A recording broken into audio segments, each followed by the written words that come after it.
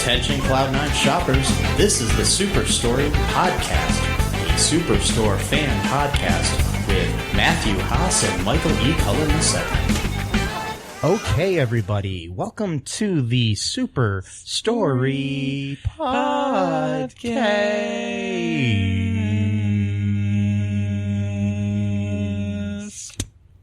That was nice. Yeah. Okay, anyways, my name is Michael E. Cullen II, and with me as always is Matthew. Just Matthew. Your one name again. Yeah, I went back to one name. So one name, kind of like the Prince with the symbol. Oh, you should just go by a symbol. I'm gonna try to go by a symbol that looks sort of like the spelling of Matthew, but like an artistic rendition, if you will. That'd be cool, man. Yeah. That'd be great. We'll try it out. See how it works. You know, we could call you symbol. We could call you Tafcam. Tafcam. The artist formerly known as Matt. Tafcam. Okay. Yes. That's cool. Yes. Because Prince, I always used to call Tafcap when he was going by this. Tafcap. That's great. The artist formerly known as Prince. Awesome. Anyways, so Tafcam, want to jump into our orientation here? Sure. Okay. Attention Cloud9 associates, it is now time for orientation. Okay, today we are covering Season 2, Episode 5, which was called Dog Adoption Day. It was written by Josh Malmuth and several other people, and, you know, you can look it up. Anyways, and directed by Betsy Thomas. No offense to any of those people. It's just, you know, I don't know if anybody cares. They probably do. I feel bad now. Maybe I should look it up. No, it's all right. Okay. Let's leave it. He didn't mean it like that. No. I didn't mean it. He didn't mean it. No. So what happened in this episode here, Matt? Oh, yeah. By the way, it aired originally on October 20th of 2016. Okay. The birth of the Bob.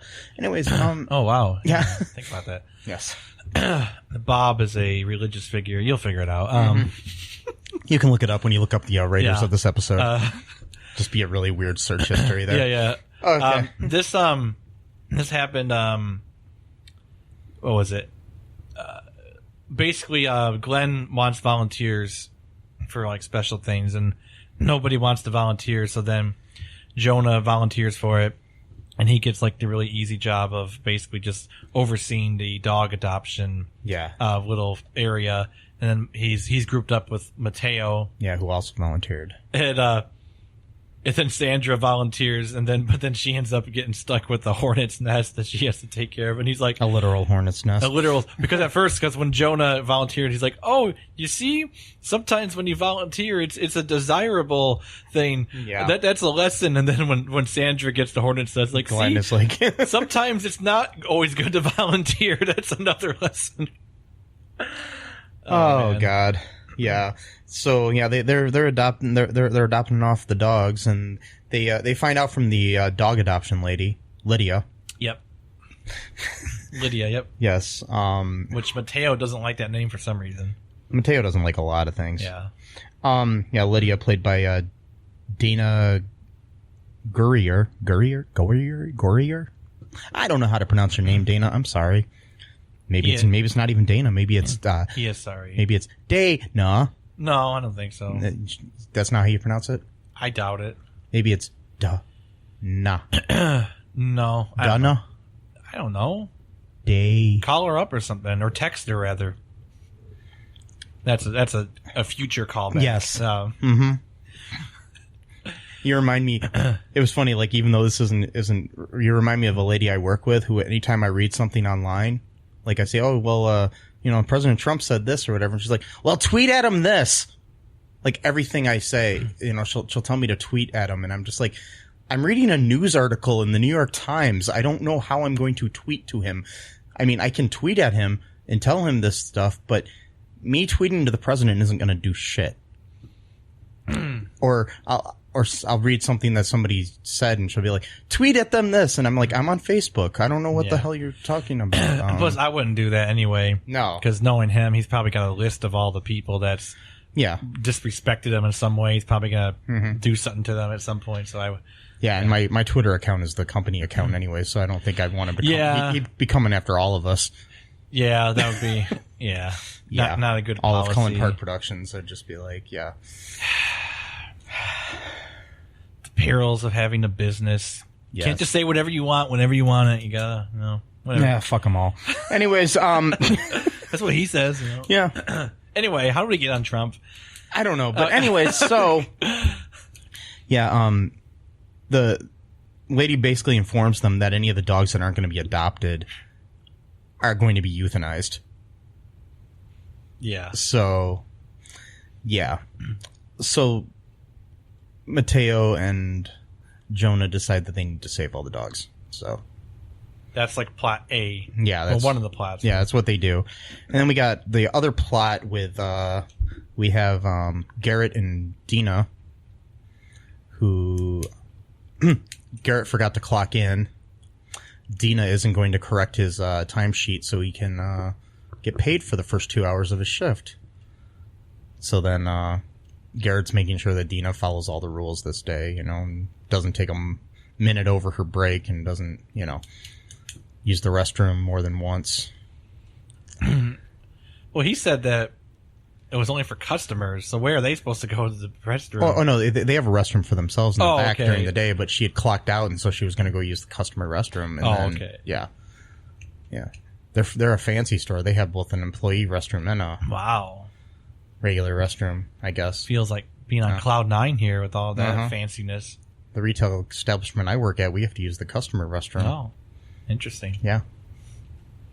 We don't have our own fancy restroom. Yeah, fuck you. No. Yeah. So what else happened? I don't see the point of having a separate restroom.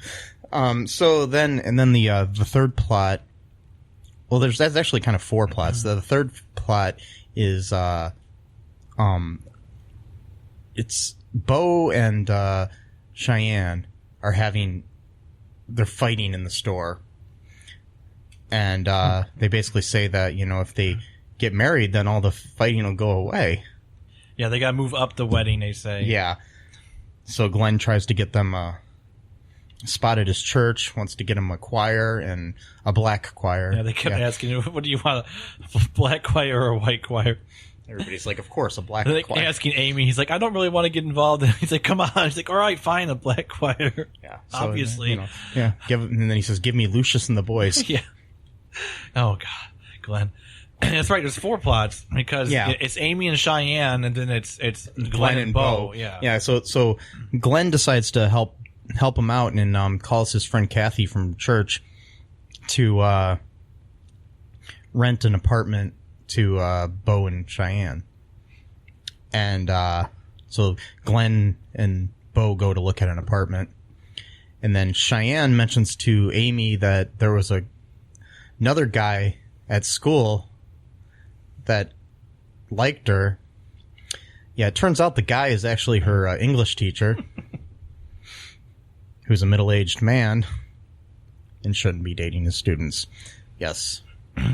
The way she was talking about him, I was like, some guy from my school, he was like, super mature and just talked about books and stuff like that. Never once mentioned that he was a teacher. Yeah, did debate. Like, never once mentioned that, he was a teacher. Oh, God. So, so there was that, and then, basically, Bo ends up renting this apartment, and Glenn has to co-sign. And that's not good for Glenn. Which he was not happy about, yeah. No. But, and Amy talks, Cheyenne into not dating her teacher. Yeah, once she found out, that it was him. Yeah. Because there was two guys. One was like a younger guy, so she thought that might be that young attractive guy. And then all of a sudden she says his name, and the guy turns around, and it's like, this middle-aged dude, and she's like, wait a minute. It's like, what's going on here? So, and the teacher is named Cole, played by Kevin Kirkpatrick is his name. Just and then Kathy, the real estate agent, is played by Brooke Dillman. Yeah. In case anybody's curious. Well, she's been in a bunch of stuff. Yeah, I've seen her, and she was in an episode of The Office, I think. Yeah, I think so. I've seen her in other things. Anyways, wouldn't be surprising because Justin Spitzer wrote on The Office and he created the show. So, so basically, like I said, Mateo and Jonah get all the dogs adopted. So, they use different tactics like listening to each other on their walkie-talkies so they can basically make the customer feel guilty about the dog and have to adopt it because it reminds them of their dead husband. Yeah, Jeremy. This is 2-year-old Jeremy because they had the recording the conversation because he's like, "Oh, your husband passed away 2 years ago." Like, wait, you don't think that Jeremy? Like, Jeremy and dog barks. Yeah. So yeah, it was pretty good. I mean, it was a good episode. But yeah, everything. Dina finally gets to use the restroom eventually because she buys a stapler. Yep. And Sandra comes in at the end, and she's got a bunch of hornets bites all over her face. So yeah, that was a pretty funny episode. Sandra's she's like the sad sack. I know. She's like the Ted, like from Scrubs. Yeah. Ted was always the one that had things happen to him all the time.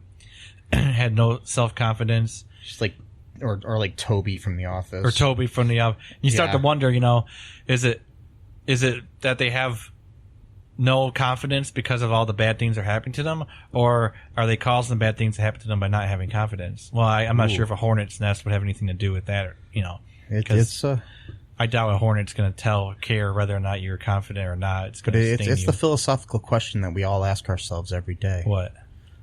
Does Sandra cause the problems? Yeah. Or the problems just happen to her? Or is the way she is because of the problems. Yes. I think the latter, probably. Yes. And I can hear some sirens. Yeah, me too. In the background here. So if you hear those, folks, don't worry. We're fine. It's not us. They're not coming for us. No. At least we hope not. Anyways, do you want to move on to the next section here, Matt? Yeah, sure. Attention Cloud9 Associates, our employee of the week is... Who was your favorite cast member this week, Matt, and why? Mateo. Because this is like the one where he's like pretty much just openly stating like how competitive he is. Yeah. Whereas, you know that from the get-go just because of how he is, but he's actually kind of like telling Jonah like up front, like, this is like, it's like, I know we have like this unspoken rivalry, and then Jonah's like, well, it's not really a rivalry because it's pretty much just you not liking me, and it's not unspoken because you pretty much tell me all the time. Yeah. And like, just like, he's always like, has to one up Jonah, like, and everything. Like Jonah was saying, he's like, yeah, I used to be really competitive back in college, but I ended up being hospitalized for 2 days for dehydration because of it, and it was terrible. And then Mateo's like, I was once hospitalized for 30 days for dehydration. He's like, really? Is that true? And he's like, no, I just wanted my story to be better than yours. Then Jonah's like, we've all got stuff. And then Mateo's like, I've got more stuff. And Jonah's like, okay. And then Mateo's like, I want to be the last one to talk. That was great. I think my favorite character this week was Bo. Johnny Pemberton always is great. Yeah. I just think he was great in the whole I don't know, the whole apartment scene. It was pretty funny. That's about all I had to say about that one. Do you want to take a quick break here, Matt? Yeah, sure. And then we'll come back with the today's special. Bye-bye. Hey, folks, this is Michael E. Cullen II from the podcast that you're listening to right now, along with Matthew Haas. We just wanted to tell you about our great podcast called Super. It's called All Too Real. And on that show, what do we do, Matt? We watch biopics, and then we talk about whether or not the movie matched up with the real story or not. So it was a lot more exciting than that, though. Yeah, so we We analyze the real story and the real story. Get it? Get it? Real. Yeah, they're spelled differently, folks. You can guess which one I said which way. Uh-huh. Anyways, so sometimes we have a guest, sometimes we don't. But we talk about great movies like Shattered Glass and The Social Network and Futile and Stupid Gesture, among others. Those are some of the ones that we've covered so far, and we're going to cover a lot more. So please subscribe on Stitcher, Apple Podcasts, Google Podcasts, wherever you find your great, fun podcasts. And be sure to share it with your friends. Do it. Do it. Do it. And make sure you're not afraid to get all too real. Bye-bye.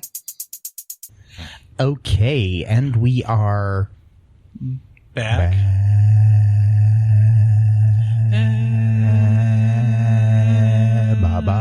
Back. Okay. I'm sorry, folks.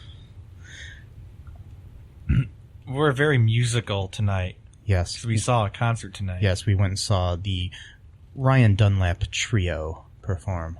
On July 13th. Yes, at the Civic, what is it? Civic? I think it's just called a Civic Music Hall or something. Yeah, something like that.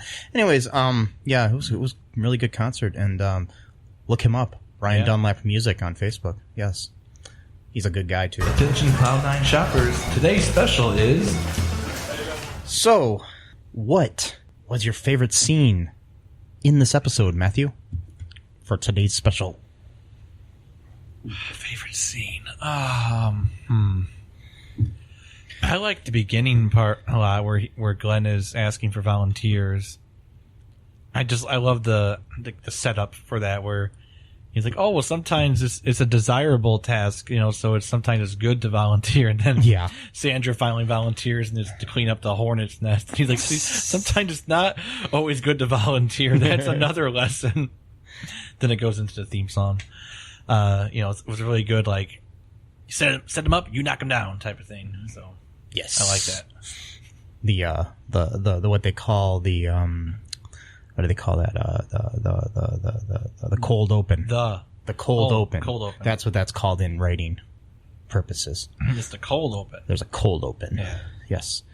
They used to have once in a while, but they don't have them as much anymore as they kind of have them in a lot of shows, but it's not as set aside as it used to be. The bumper, which is at the end. Anyways, I think my favorite was probably, I'd have to say I just liked, it's not even necessarily a full scene, but I just liked Mark McKinney doing Bane impersonation. That was funny. Yeah, I love that. Yes. Because Bo and Cheyenne are fighting over what kind of chips to buy. Yeah.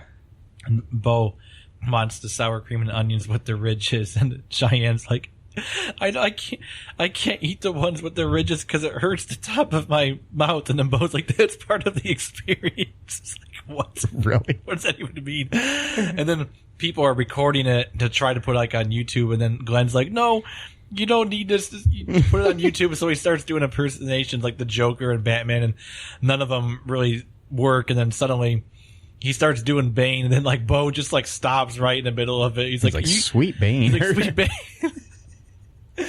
Because the line, he's like, you've barely adopted the dark. I was born into it, or whatever. Attention Cloud9 associates, it's time to grab your go-backs. So now the next section we have here is called Go-backs.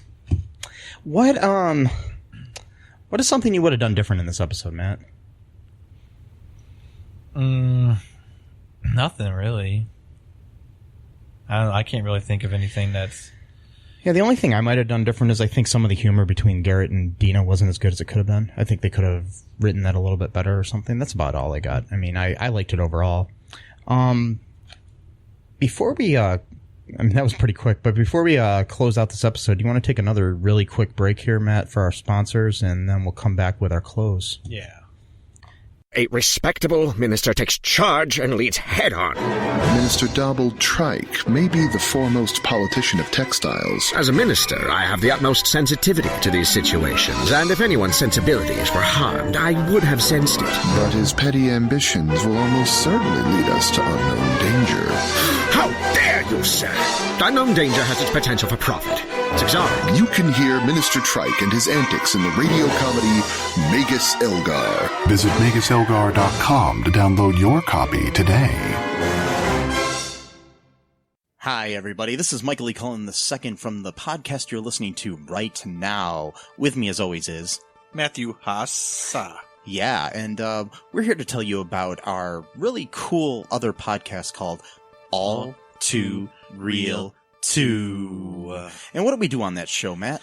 We watch the greatest direct-to-video sequels of all time, and then we report on them. And we also talk about other pop culture cool things like video games and conspiracy theories and other awesome things. So if any of that sounds fun to you and you enjoy hearing my voice and Matt's voice, as you should. I mean, of course. Tune in anywhere you get podcasts to All Too Real 2. Bye-bye. And we are back.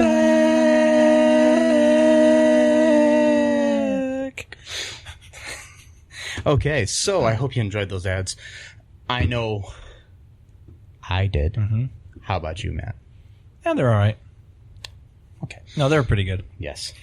And if you would like to sponsor our show and hear your wonderful ads, we could even record them for you. We could sing for you if you wanted. Yeah, we could sing them, or we could come up with our own little radio sketch or skit or whatever. Yeah, you know. We'll do something brilliant for you. We promise. Just contact me, Mike at cullenpark.com.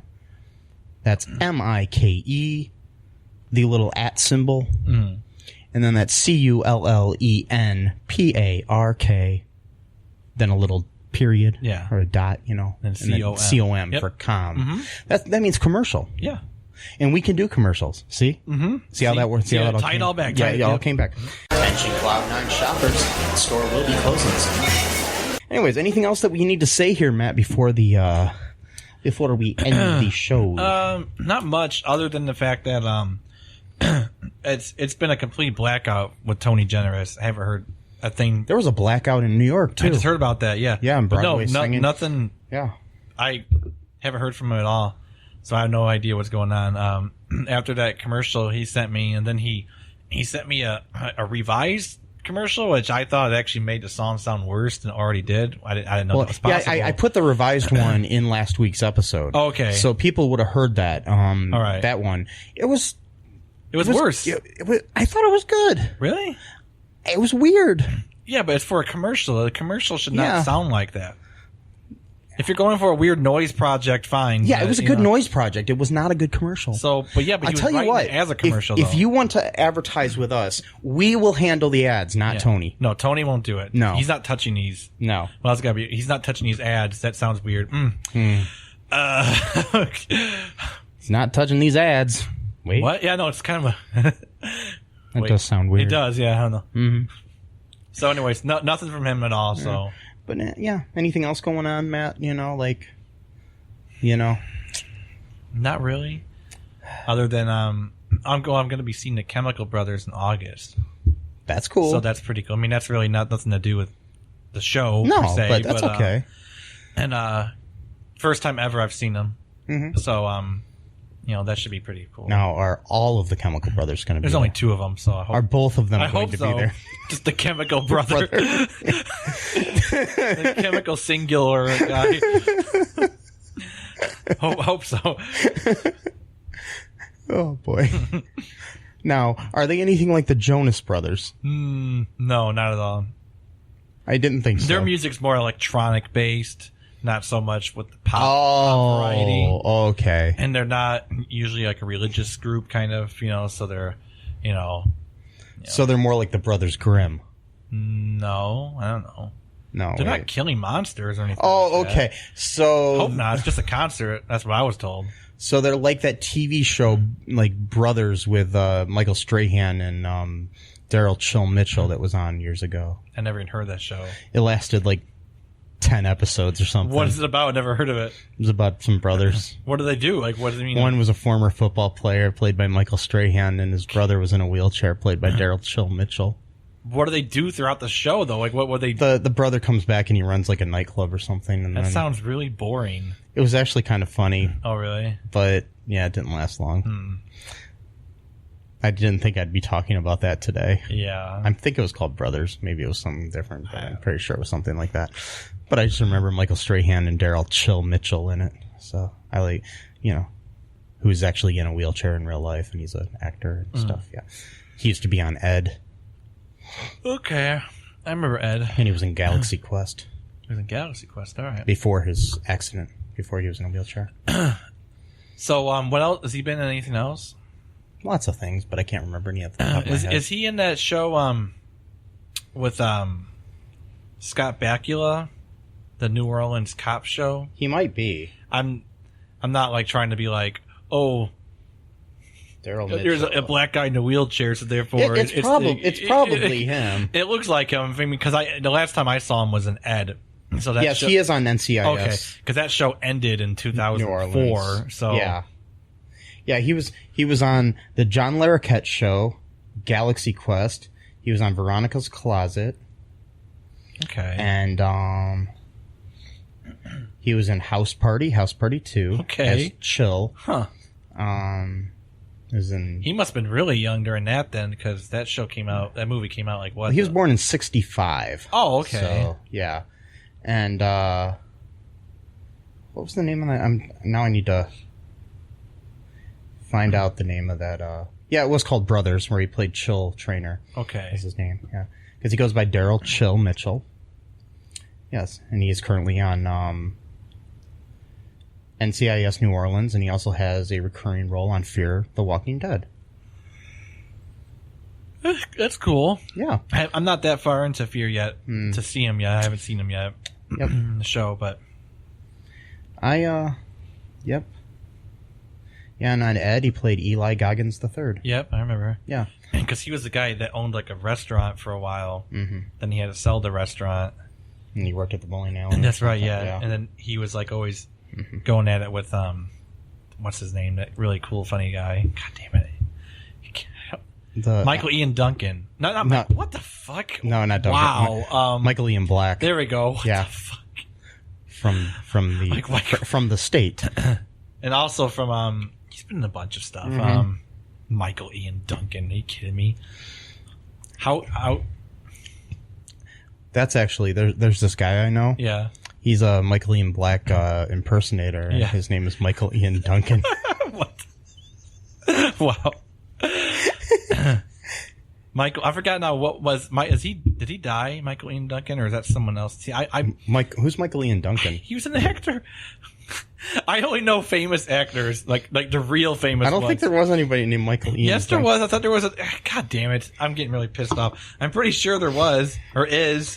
Thanks for tuning into Mike and Matt look up stuff on Google. Because, I swear to God, I only know really famous people. Other than that, it's a crapshoot of whether or not I'm going to know who someone is. There's Michael Clark Duncan. God damn it, that's who I meant. Yeah. So he did pass away. So I mixed two actors' name, but that guy is Michael Ian Black. So I was wondering, because that guy is a black actor, if then I associated that with the white actor whose name is Michael Ian Black. So it's like racism, but / not racism at the same time. I don't know. There are two guys named Michael with 3 names. Well, but that's not. I don't know. But Michael Clark Duncan, who was in Green Mile and other things, he did pass away. Shit. Back in 2012. Oh gosh, that was a while ago. Yeah. And he was also in The Whole 9 Yards. Yes, and The Whole 10 Yards. Did you know that a Star Trek actress died? Yeah, I heard about that. Stephanie Niznik. Yeah, I heard about that. Yeah, she was also on Everwood. Really? Yeah. That sucks. Yeah. R.I.P. Yeah, all right. And speaking of R.I.P., Rip Torn passed away as well. Yes. So many things I saw on Facebook said Rip. Oh my God. Was his name really Rip Torn, or is that just something he chose for himself? I don't know. I doubt his parents named him Rip Torn. It could be. I knew a guy named Rip. Oh, really? Yeah, but Torn, that's such a... Oh, yeah. I'd never even thought about his name being... You know, I mean, that seems like a deliberate... Yeah, it's a deliberate pun almost. Who knows? Maybe his parents liked puns a lot. And they No, his name was Elmore. Elmore Torn? Elmore Rural Rip Torn Jr. Good thing he chose Rip. Yeah, but I did know a guy back when I was a kid. He was a friend of a friend whose name was Rip, and I never believed him that was his name. And then he showed me his driver's license, and it was Rip. Really? Yeah, because when we were teens, he was a little older than us, but yeah, still. Speaking of Galaxy Quest, wasn't he in that movie too? Rip Torn? No, God he was in Men in Black. Man, like, Jesus That's Christ, what you're probably thinking. I feel really bad right now. I'm like, it's okay. It's okay, Mike.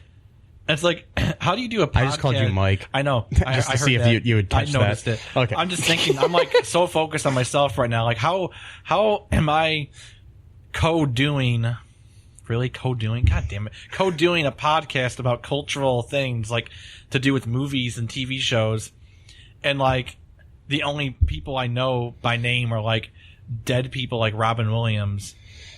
And, like, really, really famous actors like Will Smith. But, like, anything that's, like, below that. And anybody else who played the genie. Yeah. Wait a minute. Now I'm doing, like, an Aladdin thing here.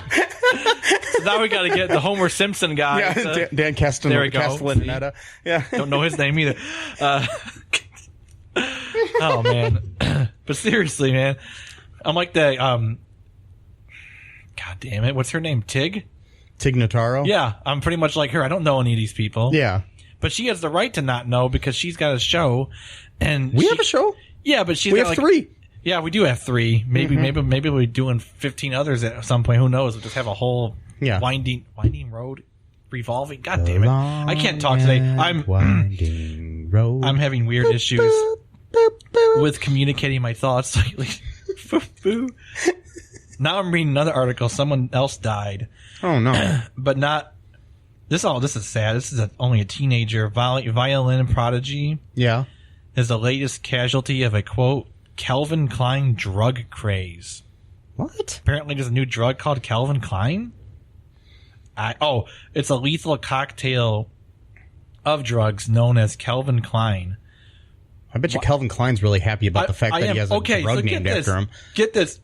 This is fucking ridiculous. All right, so Calvin Klein consists of ketamine and cocaine, possibly more stuff. Okay, so ketamine, you've heard of ketamine? Yeah. Okay, ketamine used to be... Isn't it like a horse tranquilizer? No, it used to be... or something? It used to be something that they used on patients for anesthesia. Yeah. To go under when they had a surgery. Mm-hmm. But in the back, like the 1950s. And too many people complained about having really weird dreams and just feeling like disoriented or just sort of like depersonalized after they woke up. Mm-hmm. So they developed a better drug that you didn't have those as a side effect. I need a new drug. And of course, with drugs and stuff like that, don't make me sick. It found its way on the streets, and for like decades it was legal. You could just buy it, and then, but like people are like, they knew that people were just abusing it because there was really no reason why you would need ketamine unless you were performing surgery on yourself at your house, but whatever. And then, but now they're mixing it with cocaine. Yeah, well, because what ketamine does is that people they try to do this thing called the K-hole, where you take so much ketamine that you get to a point where you're so depersonalized that it's almost like you're in one of those isolation tanks. And some people actually... Do you remember that game? Sorry, I'm so out of... Remember that video game with the dolphin? It was called like Echo the Dolphin. Okay. Yeah. Mm-hmm. A guy who was addicted to ketamine pretty much is like the creator of that video game indirectly. Okay, so the guy who created the video game was a huge fan of the guy who wrote all these weird like things when he was on ketamine. Yeah. And like a lot of the stuff was basically the stuff that guy used to put into the Echo the Dolphin, like the characters, like the whole thing about being like from a different planet or a different space continuum or whatever it was. So he was like using this guy's ketamine fueled just drug haze writings. Nightmares. And he would put himself in an isolation tank while on ketamine back in the 70s. Yeah. And then he'd have these, what he calls visions. They're hallucinations. Let's be real. You're taking a drug that's known to give you hallucinations. Yeah. This is not an authentic spiritual experience you're having here. This is a chemical, whatever. Okay. But he was sure that it was real, even though he knows that that's the side effect of the medication. But whatever. Okay. People want to believe what they want to believe, I guess. So anyway, he would go into his isolation tank, and I guess he would have someone hopefully watching over him so he didn't get locked in. I mean, I don't know. And then maybe he spent a good 3 days there once just hoping someone would let him out. I'd be pretty scared. And he dreamt of dolphins. No, because one of the things was like about like this. He had like this whole thing where he was getting messages from like an alien or an alien race from like the future who was like telling him like what to do to like prevent like an apocalypse now. Ooh, apocalypse now, I get it. Because the 70s. That's a movie. Yeah, no. And I wish I knew more about it because I read it. There's a whole article, a really long article about Echo the Dolphin and how essentially this game is drug fueled. It's pretty much, even though the guy who made the game was not doing ketamine, hopefully. And can we take a break really quick? Because I want to talk about this really quick. I tell you what. Why don't we do it on our next episode? Okay. Because this one's running kind of long. Okay. Be sure to tune in for the next episode, folks, and you'll find out more about the ketamine fueled Echo the Dolphin video game. Indirectly. Yes, we'll talk about that at the end of the next episode. Okay. But until then, it's have a heavenly day, Cloud9 shoppers, and the store is now closed. Bye-bye. This is the Super Story Podcast, a Superstore fan podcast. A Cullen Park production. Produced and edited by Michael E. Cullen II. Music by Matthew Hawes. Subscribe and share the show. Visit us at cullenpark.com.